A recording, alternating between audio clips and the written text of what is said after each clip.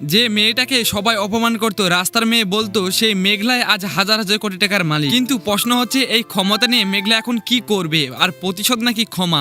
আজকের এই ভিডিওতে থাকছে এমন কিছু আপডেট যা আপনার ধারণাকে বদলে দেবে, তা শেষ পর্যন্ত দেখবেন। তাহলে 13 নম্বর পর্বটিতে কি ঘটতে চলেছে এবং কবে আসবে সবকিছু জানিয়ে দেবো আজকের এই ভিডিওতে। হ্যালো ভিউয়ার্স, আসসালামু আলাইকুম। গরিব ঘরের রাজপুত্র নাটক এখন এমন এক জায়গায় পৌঁছেছে যেখানে প্রতিটি দৃশ্য তৈরি করছে নতুন চমক। গত এপিসোডে আমরা দেখেছি মেঘলাকে কিভাবে সবার সামনে অপমান করা হয়েছিল, তার সম্মান, তার পরিচয় সবকিছু উপহাস করা হচ্ছিল। কিন্তু হঠাৎ করে সব বদলে যায় একজন আইনজীবীর এন্ট্রি, আর তার মুখ থেকে বেরিয়ে আসে সে চমকপ্রদ সত্য।